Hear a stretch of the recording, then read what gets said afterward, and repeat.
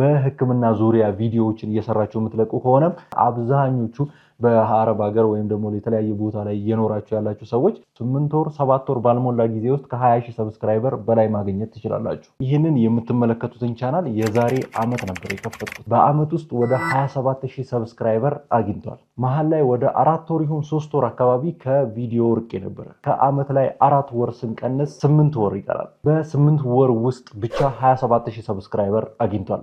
ሌሎች ቻናሎችም ነበሩኝ። እነዛ ቻናሎች ግን 3 ዓመትም 4 ዓመትም 5 ዓመትም የፈጀባቸው ቻናሎች ነበሩ። 5,000 ሰብስክራይበር እንኳን ያልደረሱ። ታዲያ በዚህ ቪዲዮ እነዚህ ቻናሎች ወደ ኋላ የቀሩበትን ምክንያት፣ ይሄ ደግሞ የምትመለከቱት ቻናል እዚህ የደረሰበትን ዋነኛ ሚስጥር በደንብ አድርጌ ነግራችኋለሁ። ያንን ተጠቅማችሁ እናንተም ቻናላችሁን እዚህ ማድረስ ትችላላችሁ። 8 ወር 7 ወር ባልሞላ ጊዜ ውስጥ ከ20,000 ሰብስክራይበር በላይ ማግኘት ትችላላችሁ። እኔ ለዚህ ቻናል ተጠቅሜያቸው በጣም የጠቀሙኝን ወሳኝ ስትራቴጂዎች ነግራችኋለሁ። እነዛን ስትራቴጂዎች ተጠቅማችሁ እናንተም ቻናላችሁን እዚህ ደረጃ ላይ እና ከዚህ በላይ ማድረስ ትችላላችሁ። እነዛን 4 ወራት ቪዲዮ እየለቀኩኝ በደንብ ብሰራበት ደግሞ ወደ 50,000 ሰብስክራይበር ሊጠጋ ይችል ነበር። እንደምትመለከቱት ይሄንን ቻናል የከፈትኩት ጁን 30 የዛሬ አመት ነበር። ጁን 30 ማለት በፈረንጆቹ ሰኔ 30 አካባቢ የከፈትኩት ቻናል ነው። ክረምቱን ራሴን ቻሌንጅ አድርጌ በደንብ ቪዲዮ በመስራት መስከረም ላይ ሞኔታይዝድ የሆነ አንድ ቻናል መፍጠር ይችላለሁ ብዬ ነበር የተነሳሁት። ተሳክቶልኝ መስከረም ላይ ሞኔታይዝድ መሆን ችሏል። 5 ቪዲዮ ብቻ ለቀቄበት በ15 ቀን ውስጥ 1,000 ሰብስክራይበር ሊገባ ችሏል ማለት ነው። በ15 ቀን ውስጥ ብቻ 1,000 ሰብስክራይበር ገብቻለሁ። የለቀኳቸው ቪዲዮዎች ደግሞ 5 ቪዲዮዎች ብቻ ነበሩ።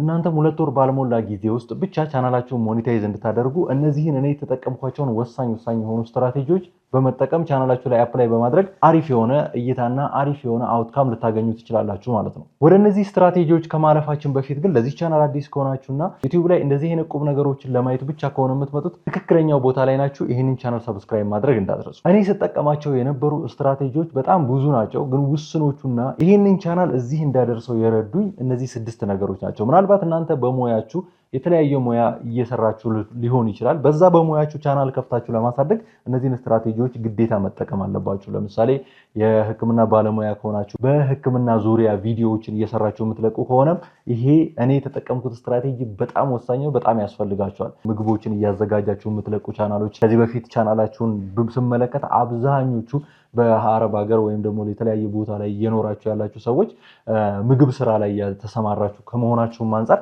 ብዙ ያየኋቸው ቻናሎች በምግብ ዙሪያ የተሰሩ ቻናሎች ናቸው። የሚገራርሙ ቪዲዮዎች ነው የምትሰሩት። እነዚህን ስትራቴጂዎች ግን በደንብ ብትጠቀሙ በደንብ ከፍ ያለ ደረጃ ላይ ትደርሳላችሁ ማለት ነው። እነዚህን በደንብ አድርጌ እነግራችኋለሁ። ሌሎችም በስራችሁ ዙሪያ ላይ ቪዲዮ እየሰራችሁ ያላችሁ ቻናላችሁን ቼክ ያደረኩት አላችሁና ስለዚህ እነዚህን ስትራቴጂዎች በመጠቀም አንድ ስቴፕ ቪዲዮዎቹን ከፍ ማድረግ ቻናላችሁን ትልቅ ደረጃ ማድረስ ትችላላችሁ ማለት ነው። መጀመሪያ ቻናላችሁን ከመክፈታችሁም በፊት ከከፈታችሁም በኋላ ባክሎግ ቪዲዮ ይልመድባችሁ። ይሄ ማለት ነው 3-4 ቪዲዮዎችን በአንዴ የመቀረጽ ይልመድባችሁ። ይሄም ለምን ይረዳችኋል ማለት ነው? እናንተ በወሰናችሁለት ሰዓት ባይመቻችሁ እንኳን እነዛን ቪዲዮዎች በመልቀቅ ቻናላችሁ ከቪዲዮ እንዳይርቅና ለተመልካቾች ሪኮመንድ መደረጉ ወደኋላ እንዳይቀር ይረዳዋል። ስለዚህ ከቻላችሁ 3-4 ወይም 2 ቪዲዮዎችን አዘጋጅታችሁ በማስቀመጥ እነዛ ቪዲዮዎች ደግሞ ሳያልቁባችሁ ሌሎች ቪዲዮዎችን እያዘጋጃችሁ ማስቀመጥ በጣም ይረዳል። ቻናላችሁን ከመክፈታችሁም በፊት ከከፈታችሁም በኋላ ይሄ ነገር ቢለምድባችሁ 3-4 ቪዲዮ በቃ ያልተለቀቀ ቪዲዮ አላችሁ፣ ሮ የሆነ ቪዲዮ አላችሁ። ስለዚህ በፈለጋችሁ ሰዓት እናንተ መልቀቅ ባለባችሁ ሰዓት ቅዳሜ ለምሳሌ መልቀቅ ቀጠሮ ብትይዙ በዛ ቀን እንድትለቁ ቪዲዮ አላችሁ። ከቻላችሁ ትቀረጻላችሁ፣ ካልቻላችሁ ግን ያዘጋጃችሁት ቪዲዮ አለ ማለት ነው። ይሄ የሚሆነው ትሬንዲንግ ኮንቴንት የማሰሩ ከሆነ ነው። ማለትም ቅድም እንደጠቀስኩላችሁ የተለያዩ ቶፒኮችን የምሰሩ ከሆነ ትሬንዲንግ ከሆነ የምሰሩት ግዴታ መቀረጽ አለባችሁ። ለምሳሌ በሰሞኑ ላይ ያለ ትሬንድ ምንድነው፣ ሰሞኑ ላይ እየተወራ ያለው ነገር ምንድነው የሚለውን ሪያክት እያደረጋችሁ ከሆነ የምትሰሩት ይሄ ግዴታ ቪዲዮ ማዘጋጀት ሳይሆን በዛው ጊዜ ትሬንዱን ለተመልካቾቻችሁ ትሬንዱ ሳይቀዘቅዝ ወይም ደግሞ ሳያልፍበት ማስተላለፍ ስለሚኖርባችሁ ወዲያው የተቀረጻችሁ ነው የምትለቁት። ግን ሌሎች በስራ ጉዳይ አስተማሪ ቪዲዮዎችን የተለያዩ ነገሮችን የምትለቁ ከሆነ ግን ግዴታ 3-4 ቪዲዮ ብታዘጋጁ በጣም ይጠቅማችኋል።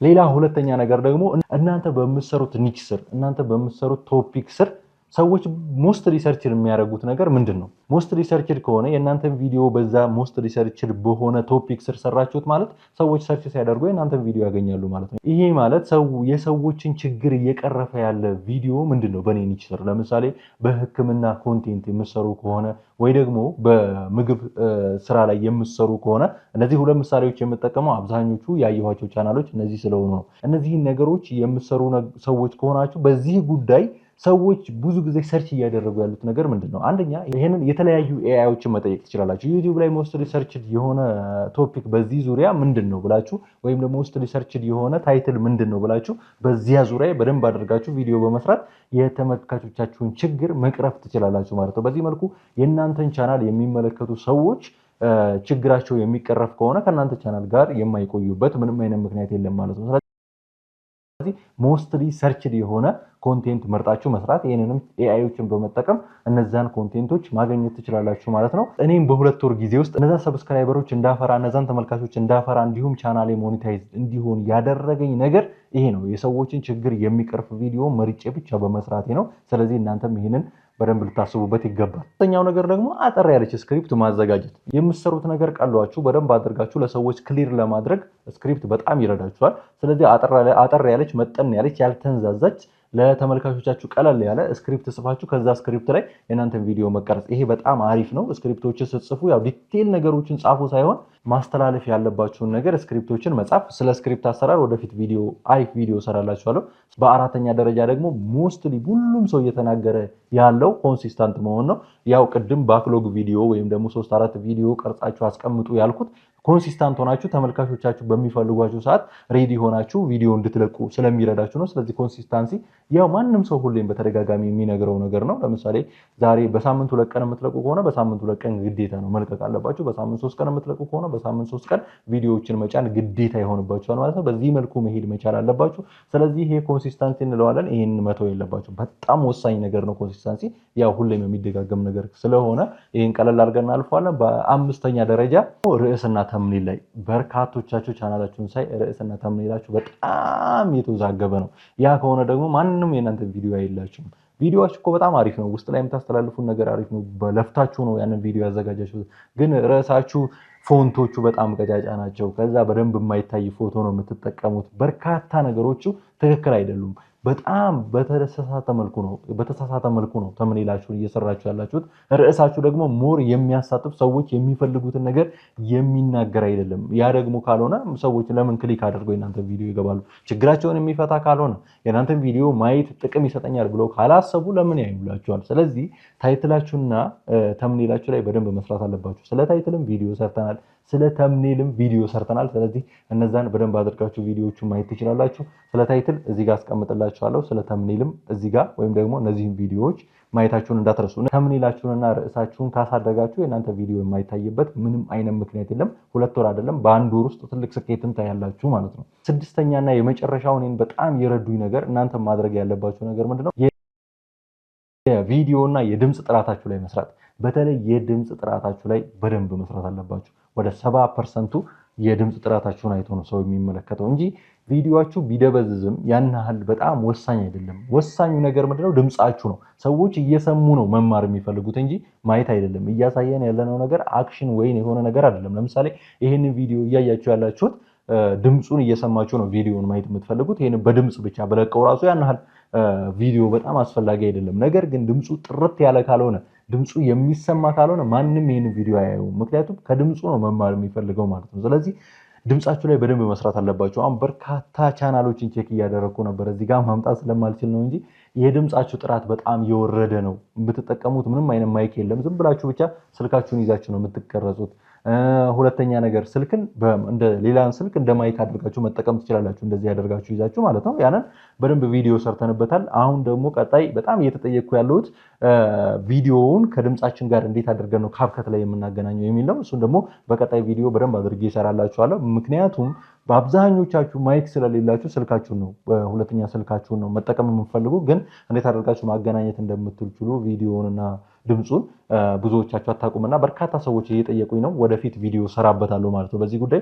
ስለዚህ ስትጠቀሙ ይሄንን ተጠቀሙ። ካልሆነ ደግሞ ማይክ ቀለል ያለ ማይክ ተጠቀሙ። ካልቻላችሁ ደግሞ ጸጥ ያለ ቦታ ፈልጋችሁ ተቀረጹ። ካልሆነ ቪዲዮአችሁን ማንም አያዩም። እነዚህን ወሳኝ የሆኑ 6 ነጥቦች በደንብ አድርጋችሁ ቻናላችሁ ላይ አፕላይ ካደረጋችሁ ቻናላችሁ ትልቅ ቦታ የማይደርስበት ምንም አይነት ምክንያት የለም። እስኪ አሁን እነዚህን 6ቱን የዘረዘርናቸውን ነገሮች የትኛውን ነው እናንተ ያልሰራችሁት? ማለትም የትኛው ላይ ነው የተሳሳታችሁት? ተምኔላችሁን ቼክ አድርጉ። ኮንሲስታንሲ መሆናችሁን ቼክ አድርጉ። ኮንሲስታንትሊ ቪዲዮአችሁን መልቀቃችሁን ቼክ አድርጉ። ታይትላችሁን ቼክ አድርጉ። እንደዚሁም ደግሞ ሞስት ሰርችድ እና የሰዎችን ችግር ሊቀርፍ የሚችል ቪዲዮ ነው እየሰራችሁ ያላችሁት እውነት? እነዚህ በደንብ ቼክ ማድረግ ይኖርባቸዋል ማለት ነው። እነዚህም በደንብ አድርጋችሁ ከሰራችሁ በምንም ተአምር የቻናላችሁ ሰብስክራይበር የማያድግበት ምንም አይነት ምክንያት የለም። የቻናላችሁ ቪው የማያድግበት ምንም አይነት ምክንያት የለም። አሁንም በቀጣይ ወሳኝ የሆኑ ቪዲዮዎችን ይዘን እንመጣለን። ዛሬ የነበረውን ቪዲዮ ይሄንን ይመስላል። ለዚህ ቻናል አዲስ የሆናችሁ ዩቲዩብ ላይ እጠቀማለሁ ብላችሁ ከሆነ የምትገቡት ይሄ ቻናል በደንብ ይጠቅማችኋል። ይህንን ቻናል ሰብስክራይብ ማድረግ እንዳትረሱ። ቀጣይ በሌላ ቪዲዮ እንመጣለን። እስከዚያው ድረስ ሰላም።